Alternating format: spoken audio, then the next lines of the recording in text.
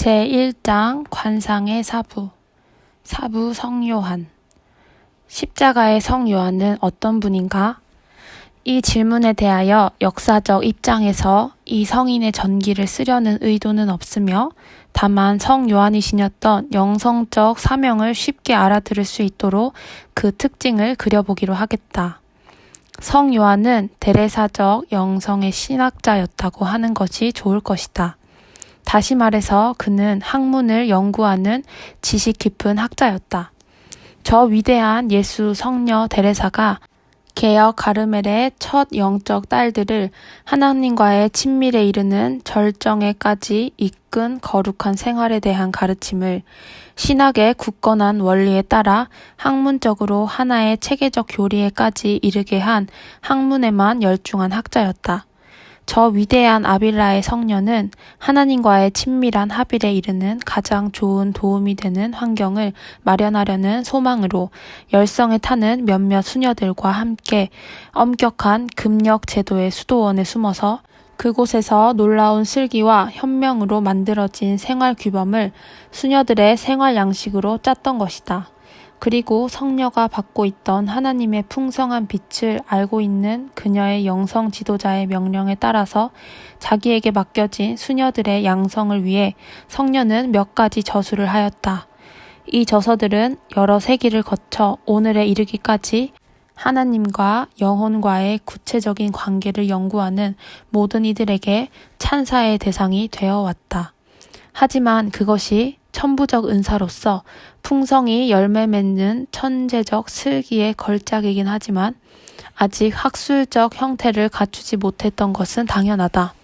그것은 깊은 직관으로 충만하였지만 체계적이 아니었으므로 더 밝혀져야 할 여지가 있었다. 겸손하고 명철한 성녀였기에 그 점에 차가 나지 않았을 리 없었다. 수도원 개혁이 차츰 번져갈 무렵 그 수도 가족 안에 자기 딸들처럼 하나님과의 친밀을 찾는 잠심 생활을 하면서 실천적인 면으로 성녀, 친히 그처럼 절묘히 짠 생활 양식을 학문적으로 비추어줄 신학적 조예가 깊은 수도사제를 간절히 원했었다. 그래서 성녀의 이 열망에 주님은 더할 나위 없이 응답하셨다. 마침내는 교회 박사라는 칭호를 받을 만큼 탁월한 신학자인 사제를 이 새로운 수도 가족의 첫 아들로 보내주셨으니 그가 바로 십자가의 성 요한이었던 것이다. 하나님의 섭리에 따라 성 요한은 성녀 데레사가 개역한 수도원에 들어가 창립자인 성녀 데레사에게 직접 배워 양성되었으며 드디어 성녀와 함께 바야도리도의 새 수도원을 창설하기에 이르렀다. 그때부터 성 요한을 성녀 데레사와 함께 가르멜 수녀들의 영성적 사부로 모시게 되었다. 성 요한이 성녀 데레사의 개역 가르멜 수도원의 영성 지도를 처음 맡았을 무렵 가르멜 산길을 저술하기 시작하였고 이미 완성되어 있었던 영혼의 노래의 주해를 손보고 있었다. 이 두 저서야말로 교회가 간직하는 보배라고 할 만큼 신비적인 최고 작품에 속한다. 이런 책들은 성 요한이 하나님과의 합일의 생활에 얼마나 조예 깊은 신학자였던가를 잘 말해주고 있다. 그는 예수의 성녀 데레사처럼 다만 실제적인 체험에만 근거하지 않고 신학적 모든 원리인 견고한 기초 위에 그 종합적 가르침을 세워 한편으로 치우치지 않은 조화된 내용과 명석한 논증으로서 하나의 체계를 이루었던 것이다. 놀라운 직관의 빛으로 이렇다고 단정하는 데레사적 방법으로는 만족하지 않고 그것을 설명하고 이유를 밝혀 증명함으로써 그 가르침들이 이렇지 않으면 안 된다라고 똑똑히 납득시켜주고 있다. 이처럼 십자가의 성 요한은 영성의 길, 특히 사람들의 하나님과의 친밀한 결합에까지 인도하는 깊은 지식을 갖고 있으면서 그것을 사람들에게 전해주었던 것이다. 그러므로 오늘날에도 또한 이런 성인이 하나님과의 결합을 열망하는 사람들을 인도할 수 있다는 것은 매우 당연한 일이라 생각된다. 하지만 한 가지 의문이 있는데 그의 가르침이 오직 수도자들만을 위한 것이고 따라서 사회에 있는 이들을 대상으로 삼지 않은 것이 아닌가라는 것이다. 그 대답을 위해서 또 하나의 물음, 십자가의 성 요한은 어떤 이들의 스승인가를 다뤄보겠다. 그의 제자. 만일 십자가의 성 요한을 수도자만을 위한 지도자로 생각하는 이가 있다면 그것은 사실 어긋나는 일이다. 그는 세속 사람들과도 늘 사귀어 왔고 그들과의 교제는 매우 높은 영성 생활을 목표로 한 진실하고 적절한 교육이라고 할 만하다. 성녀 데레사가 마련해준 작은 시골집에서 그는 예수의 안토니오 수사와 함께 남자 수도원의 개혁을 시작하였는데 이 집의 한 부분이 아주 작은 성당으로 쓰이자 즉시 그 마을 사람들이 모여들어 베들레헴의 조촐한 집에서 주님의 집이 되었다. 성 요한은 단순하고 선량한 그러나 종교 교육이 모자라는 농민들을 위한 포교에 온통 자기를 바쳤다. 사람들은 사랑에 불타는 성인을 만나자마자 순박한 그들 마음에도 그 불이 인해 번져서 가르멜 수사들의 작은 성당은 성 요한의 감화로서 하나님께 돌아온 사람들의 마음의 증거와 긴 시간의 기도와 배상의 장소가 되었다. 그러나 그것이 다만 농민들에게만 그치지 않고 알칼라와 베자의 대학가에서도 신학적 지식이 필요할 때마다 개혁 가르멜 수도원이 개방되어 학생과 교수들도 성 요한과 가까이 사귀게 되었고 성 요한의 위대한 영혼, 그의 마음, 그 정신의 뛰어난 천성의 매력에 끌리게 되었다. 더구나 성 요한 자신이 먼저 그들에게 접근한 것이 아니라 그들 편에서 찾아왔으니 사제인 그가 당신을 아쉬워하는 이들을 어찌 매정히 끊어버릴 수 있었겠는가? 더 말할 나위 없이 그는 먼저 수도 가족에 대한 의무를 다하고 있었다. 그가 장상이었던 수도원에서는 수하 사람들이 제자라기보다는 아들이었고 그의 영신 지도를 받던 수도원에는 성요한과 같이 오직 하나님과의 친밀함만을 추구하는 생활에 자기를 바친 딸들이었다. 더구나 그 개혁의 기초를 다지고 수도 가족의 생명이 될 새로운 정신을 가꾸어야 했던 개혁 초기에는 여러 수도원의 교육자로서의 막중한 책임을 자각하지 않을 수 없었다. 개혁 수도원에서 성 요한은 자신이 그들의 아버지라는 것을 사무치게 느꼈으며 그들의 생명이 자신에게 달려있음을 직관하고 그가 지닌 창조적 재능으로서 맡겨진 수도자들의 정신을 돌보기 위해 온갖 방법을 찾으려고 했다. 시, 권고, 그림, 해설, 강론 등이 모든 것이 깊고 더욱 철저한 내면 생활에 자극이 되었을 뿐만 아니라 아름다운 영성 생활로 더욱 깊숙이 들어가는 빛이 되고 하나님께서 당신을 주시어 영혼의 생명 자체가 되신 영성의 최고봉에 이르는 길잡이가 된 것이다. 그의 자녀들은 성인의 말을 놓칠세라 귀를 기울였고 강론 때는 공책을 준비하고 사적 담화 중 모를 때는 신부님 우리를 위해서 써주십시오 하며 부탁하였다. 그의 명성을 떨친 작품은 이렇게 이루어졌다. 말하자면 가르멜 산길은 그 산에 오르려고 하는 이는 무엇을 해야 하며 또 어떤 태도라야 가장 빨리 그 절정에 이르는가를 설명하고 어둠 밤에서는 어떻게 해야 하나님께서 당신을 찾는 영혼에게 만남을 이루어 주시는가를 말해주고 있다. 그리고 하나님께 가는 길의 어두움은 결코 무섭거나 맥 빠지게 하는 것이 아니며 도리어 크게 진보하는 데 필요 불가결한 조건임을 이해시켜주고 있다. 또 톨레도 감옥의 어려움 중에 지은 영혼의 노래의 아름다운 시는 하나님과 합일한 영혼의 풍요로운 마음의 단계를 펼친 것이다. 그는 예수의 안나 원장 수녀의 간청으로 베아스에서는 우선 말로 전하였으며 그 후에 그라나다에서는 써서 그 시의 주해를 남겨주었다. 그렇다면 그가 쓴 것은 언제나 수도자만을 위한 것이 아니었는가 하는 의문이 생길지 모르겠으나 사실은 그렇지 않다. 이를테면 그의 작품 중에서도 가장 뛰어난 사랑의 산 불꽃은 시도 그 주해도 수도회가 창립되던 시기에 은인이었던 안나 데 펜야로사 여사를 위해서 쓰여진 것이었다. 그 부인과 딸은 자주 성인을 방문하였고 성인은 그 모녀에게 수도원에서 가르치는 것과 똑같은 것, 즉 하나님과의 완전한 합일에 이르게 하는 철저한 자아 포기를 가르쳤다. 그라나다의 수녀가 목격한 바에 의하면 어느 날 성 요한은 자신 앞에 꿇어앉은 안나 여사에게 하늘을 우러러 엄숙하게 마음의 구원이 될 말씀을 온통 쏟아붓듯이 마지막 한 방울까지 온전히 남김없이 그리스도께 바쳐야 한다고 하였다. 이것으로 미루어 보면 성 요한이 수도자가 아닌 사람들에게도 푸짐한 식탁에서 떨어진 음식 부스러기만이 아니라 그 가르침을 다 주었으며 다만 그런 경우 수도자들의 환경과는 다른 형태를 적응시켰을 뿐이었다. 그도 그럴 것이 일반 신자들은 다른 환경과 서로 다른 의무를 갖고 있으나 그들도 역시 똑같은 하나님의 은혜로 입혀진 불멸의 영혼과 하나님과의 합의를 동경하는 정신을 갖고 있기 때문이다. 이러한 것을 성 요한이 결코 잊었을 리 없다. 성덕의 부름을 받은 것은 수도자에게만 해당되는 것이 아니며 이 숭고한 소명은 모든 그리스도인에게 주어진 것이다.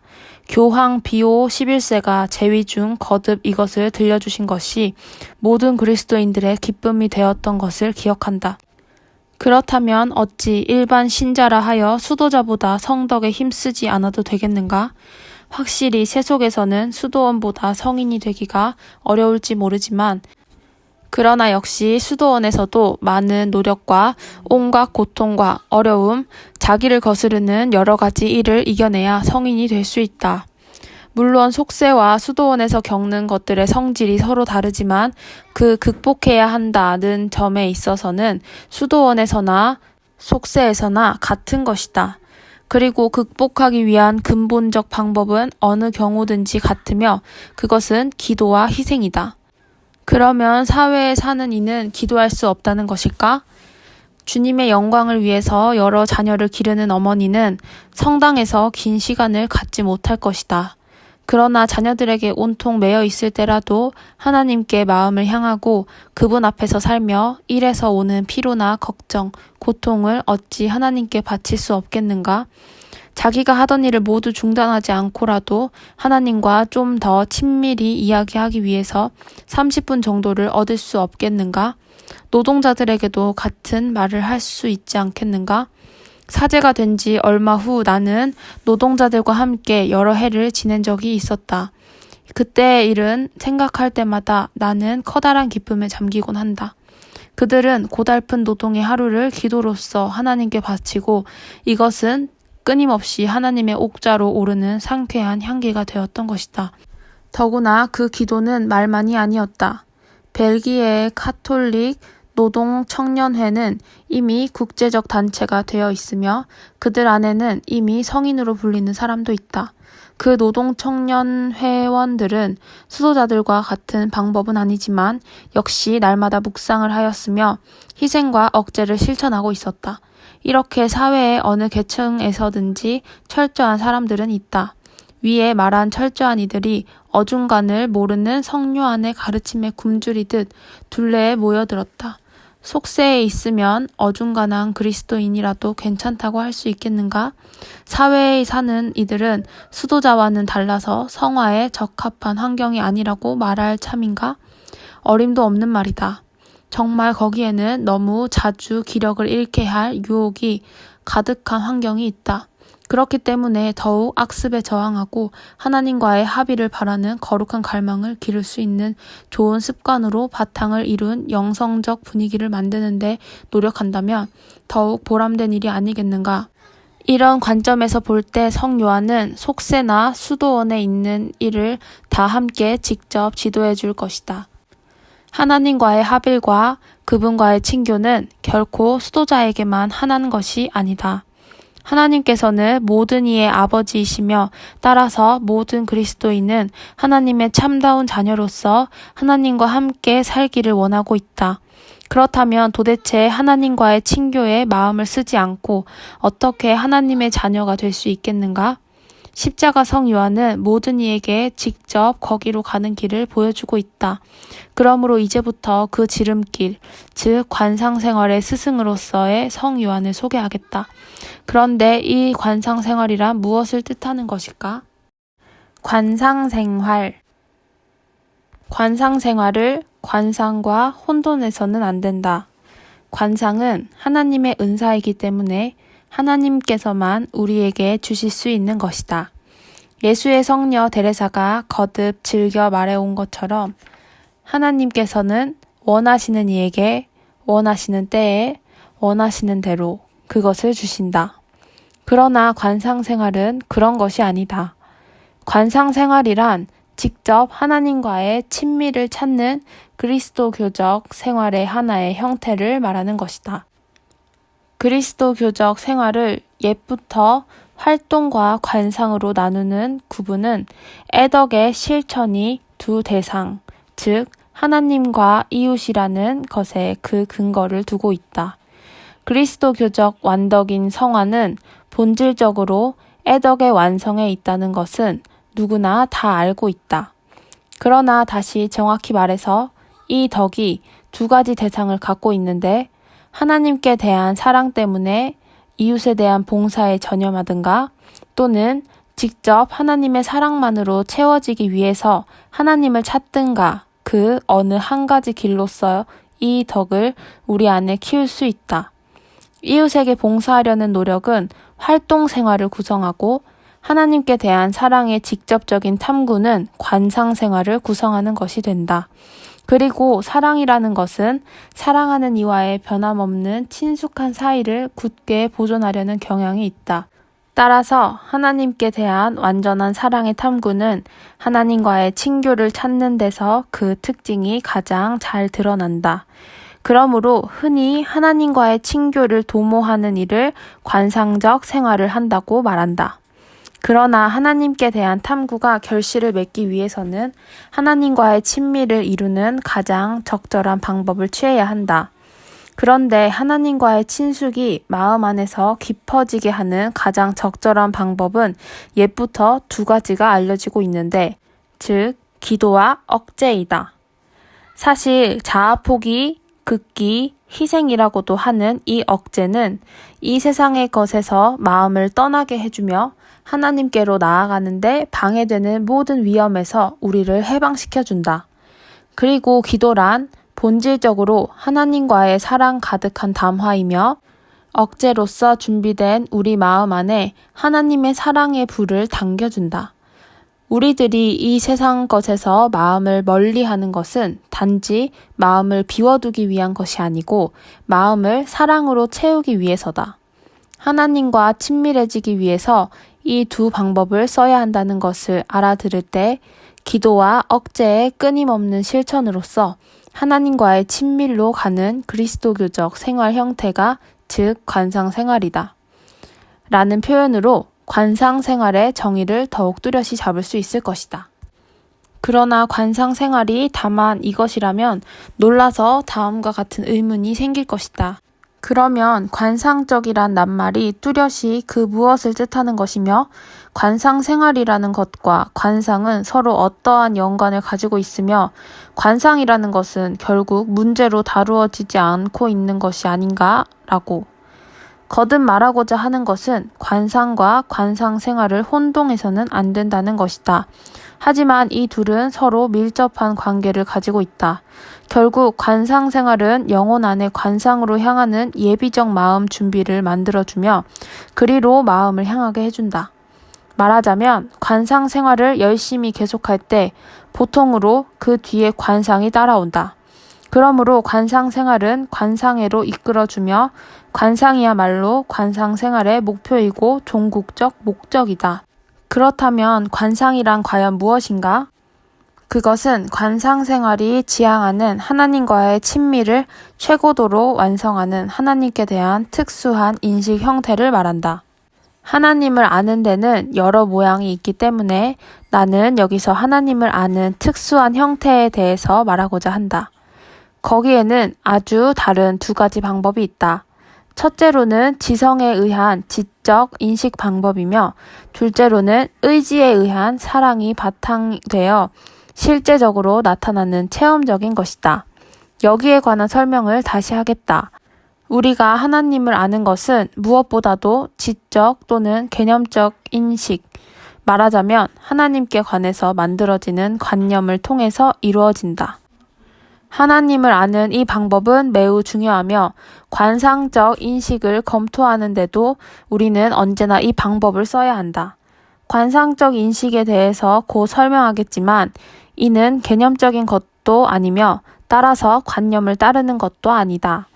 우리가 어릴 적부터 가톨릭 교리에서 배운 것은 하나님께서는 우리의 창조주, 즉 없음에서 우리를 지어내신 임자이시고 우리는 하나님께 온통 존재를 받고 있다는 것. 그리고 하나님께서는 삼위일체, 곧 유일한 신성 안에 세 위격이 있다는 것과 그중 한 위격이 우리의 구속을 위해서 육화되고 그로써 언젠가는 영원한 지복 안에서 지극히 거룩한 삼위일체의 하나님과 함께 살기 위해서 부름을 받았다는 것이다. 하나님께 관한 이러한 모든 진리는 머리로서 알게 된 것이며 신적 실제에 관해서 우리에게 주어지고 또 우리가 형성한 관념을 통해서 알게 되었다. 우리는 이해하려고 노력함으로써 서서히 개념을 만들고 이 개념들이 한결 뚜렷해지고 정확해짐에 따라서 하나님의 실제를 더욱더 잘 알게 된다. 그리고 이러한 진리를 더욱 깊이 깨닫게 될 때 이것이 우리를 재촉하여 하나님께 더욱 큰 사랑으로 가게 해준다. 말하자면 하나님께서 우리를 영원한 반려로 맞으시고 또한 하나님과의 합일에 방해되던 죄에서 우리를 구하시려고 우리를 위해서 사람이 되신 거룩하신 아드님의 비통한 죽음까지도 서슴지 않으신 엄청난 사랑을 한층 더 깨달을 수 있기 때문이다. 묵상에 의한 기도도 또한 근본적으로 하나님께 대한 이 지적 인식에 있다. 사실 묵상 안에서 우리의 거룩한 종교의 현의를 좀 더 깊이 이해하려고 노력하고 그 깊은 신비를 이해하게 될 때 더욱 새로운 사랑이 불타게 한다. 그러므로 묵상은 영성 생활에 매우 풍요로운 결실을 주는 것이라고 말할 수 있다. 지적 인식은 이렇게 소중한 것이지만 그것만이 하나님을 알기 위한 유일한 방법은 아니다. 그 밖에도 사랑에 의한 체험의 성격을 띤 하나님 인식이라는 것이 있다. 그런데 여기서는 개념이 직접 도움이 되지 않고 또한 이러한 인식은 우리에게는 언제나 분명치도 않으며 파악하기도 어렵다. 하나님의 그 깊고도 세찬 사랑은 하나님께 대한 어떤 새로운 관념을 직접 제공해 주는 것이 아니라 하나님의 감각이라고도 할 수 있는 것을 우리에게 전해준다. 이것으로 우리는 추리나 논증에 의하지 않고 즉 체험의 형태로서 하나님께서는 온갖 피조물과는 비교할 수 없을 만큼 유일하시고 위대하신 분이시라는 것과 참으로 우리의 마음을 다하여 사랑해야 할 분이시라는 것을 깨닫게 된다. 이것은 십자가의 성 요한이 말하는 받아들이는 사랑에서 즉 우리 편에서 스스로 나아간 것이 아니고 하나님께로 끌어당김을 느끼는 경지에 이르렀을 때 특히 뚜렷이 드러난다. 이것은 성녀 데레사가 관상의 첫 단계에 속하는 고요의 묵상 기도를 설명할 때 취급했는데 여기서는 의지가 하나님께 사로잡혀 있으므로 하나님 아닌 다른 그 무엇을 사랑한다는 것은 도무지 생각조차 할 수 없게 된다. 그리고 너무나 친근히 하나님을 느끼기 때문에 영혼은 커다란 평화로 채워지고 그것을 이루어 주신 분과의 사랑의 맞댐으로 마음이 매우 평온해짐을 느낀다. 이것이 바로 성 아우구스티노가 주여 님 위에 우리를 내시었기 님 안에 쉬기까지는 우리 마음이 평온하지 않나이다 라고 말한 것과 같다. 영혼은 여기에서 비로소 하느님 안에 쉴 수 있으며 하나님께서 온전히 마음을 채워주시는 것을 체험하게 된다. 이와 같이 영혼은 사랑으로서 하나님께 대한 어떤 유의 체험을 하게 된다. 그것이 마침내는 지성에도 반영이 되기는 하지만 그렇다고 개념의 형태를 이루는 것은 아니다. 여기서 그는 자기가 느끼는 것을 그대로 표현하는데 무척 곤란을 느낀다. 그리고 이 어려움이란 마치 다음과 같다. 여기서는 관념이나 지적 개념 등을 거치지 않고 사랑을 통해서 얻어진 인식이라는 것이 문제되어 있으며 이것으로 말미암아 깊으면서도 측량할 수 없는 하나님의 위대하심에 대한 어떤 유의 감각이 생기게 된다. 그런데 우리의 말은 개념으로 만들어지는 것이므로 관념이라는 그 틀 안에 들지 않는 것을 적당히 표현하기는 어렵다. 그래서 그는 그때 마음속에서 일어나는 것을 파악하여 표현하려고 하지만 무척 어려움을 느끼고 그 표현되지 않는 것을 적어도 막연하게나마 드러내려고 어떤 비유를 쓰지 않을 수 없게 된다. 그러나 말로써 옮기는데 이런 어려움이 있다고 해서 사랑으로 인한 인식이 다른 것에 비해서 뒤처진다고 여겨서는 안 된다. 인간이 도달할 수 있는 높은 인식, 언젠가는 우리도 거기에 이르리라는 희망하는 드높은 인식. 다시 말해서 천국에서의 지복 직관이라는 것도 이러한 유의 것이다. 천국에서 하나님을 뚜렷이 볼 수 있는 직관적인 지적 체험으로서 하나님을 있는 그대로 바라볼 수 있을 때 우리가 바라보는 그것을 어떤 개념 안에 넣기란 불가능한 것이다. 우리들이 하나님을 직면하여 바라보는 그 무한한 완전성은 어떠한 인간적인 개념으로도 표현할 수는 없다. 그러므로 천국에 있는 이들의 가장 큰 기쁨의 근원이 되는 하나님의 본질을 본다는 것도 또한 영원한 생명의 심오한 곳에 있기 때문에 그것을 설명하기는 불가능하다. 왜냐하면 우리는 개념을 만들 수 있는 것만을 말하고 또한 전할 수 있을 뿐이며 그 밖의 것은 어떠한 개념도 만들 수 없기 때문이다. 이미 천국에 있는 이라도 그가 친히 체험하고 있는 것, 말하자면 그들이 누리는 행복 가운데 가장 깊은 것인 하나님과 영혼, 인간과 하나님의 위격 사이에 이루어지는 가장 큰 행복 안에 있는 심원한 것을 다른 이에게 전할 수는 없다.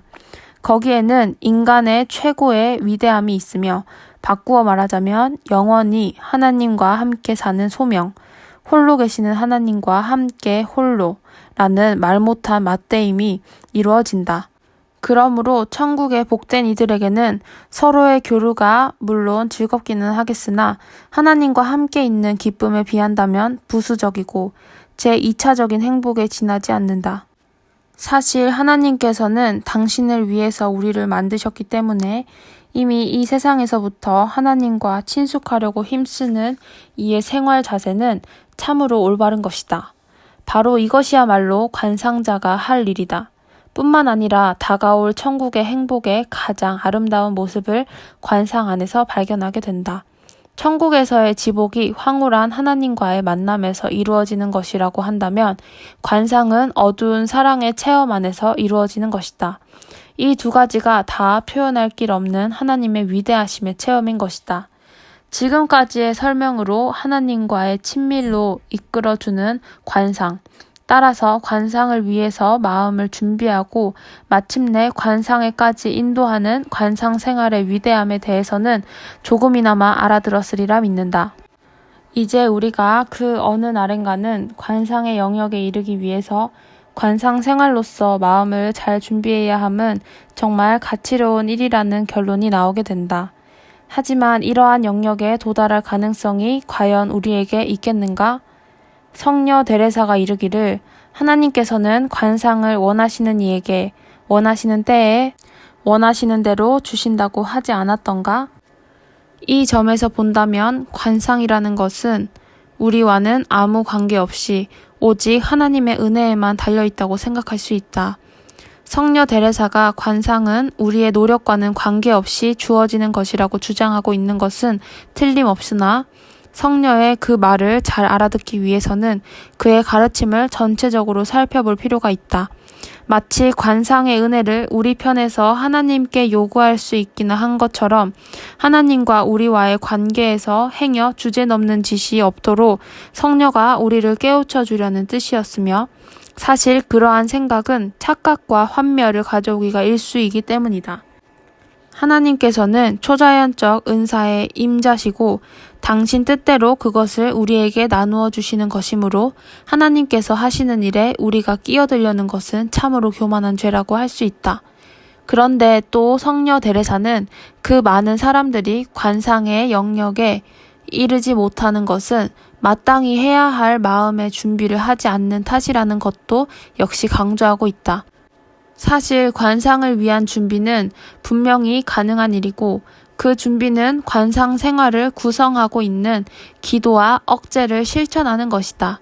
그러므로 관상의 영역에 이르고자 하는 이는 관상 생활로서 준비해야 한다. 뿐만 아니라 성녀 데레사의 가르침과 같이 하나님께서는 모든 일을 관상으로 부르신다. 사실 성서에서 하나님께서 목마른 모든 이들을 불러들이는 생명의 물에 비유며 사마리아 여인에게 이 세상 것에 대한 갈증을 다 없애주는 생명의 물을 주시려는 약속으로도 이 관상을 말씀하신 것이 분명하다. 이렇게 하나님께서 관상을 주시려는 것은 당신의 은사 앞에 이 가난한 지상이 얼마나 가치 없는가를 우리에게 깨우쳐 주시기 위해서다. 또한 성녀 데레사도 만일 해야 할 준비가 갖추어진 모든 이는 이 물을 마실 수 있게 되리라는 것은 의심할 여지가 없다고 한다. 그러면 이 확실성과 하나님의 그 은사가 하나님의 뜻에만 달려있다는 사실을 어떻게 서로 조화시켜 생각할 수 있겠는가? 그것은 성녀가 해결을 주고 있다. 말하자면 관상이란 풍요로운 샘이며 거기에서 흐르는 물이 어떤 것은 시내를 이루기도 하고 큰 강이나 아니면 작은 웅덩이가 되기도 한다.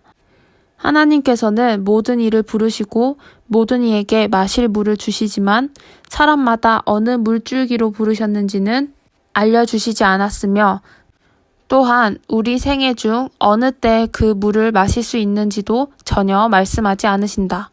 관상에는 여러 가지 형태가 있다. 어떤 이는 즐거움으로 충만되고 어떤 이는 맛스러움이 없다. 즉 큰 광휘와 말할 수 없는 감미를 맛보는 이가 있는가 하면 다른 경우에는 어둡고 심지어는 고통스러운 것이기도 하다. 하지만 그렇다고 해서 앞의 것보다 마음의 선익이 없다는 것은 아니다. 우리를 위해서 어떤 모양의 관상을 예비하셨는지 하나님께서는 아무 말씀도 안 하신다.